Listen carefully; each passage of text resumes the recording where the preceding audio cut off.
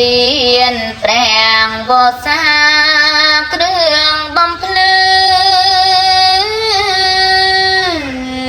ទំនៀមទៀមគឺប្រពៃណី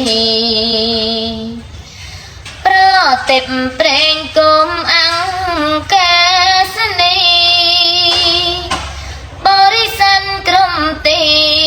តែងបជា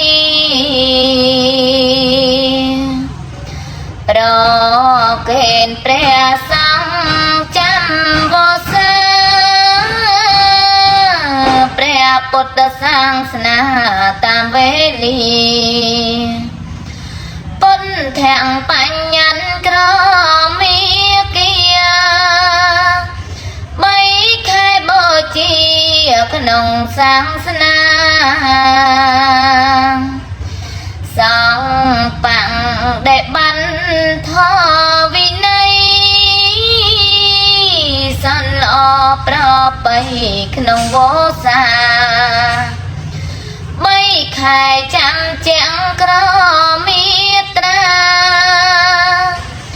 សនមស្ការក្រាមវន្ទីសង្ឃបរិស័ទបញ្ញខេនសិលខ្ពស់ត្រដែរគប់សង្ឃានាងស្រុកថ្វាយទៀនគ្រឿងបជាត្រូវចាំមាគីអត់ទឹងផលបូជាប្រតិបអានិសង្ឃថ្លៃថ្លាផផង់ជាកុសលនេត្រាភ្លឺថ្លាអង្គកងវញៀនអូដំកលកើតបញ្ញានឹងបានសោយសងទេវលោកសោយរាជមានភោគលើលោកា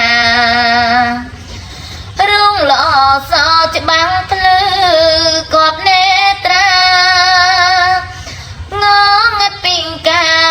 មិនមានឡើយប្រ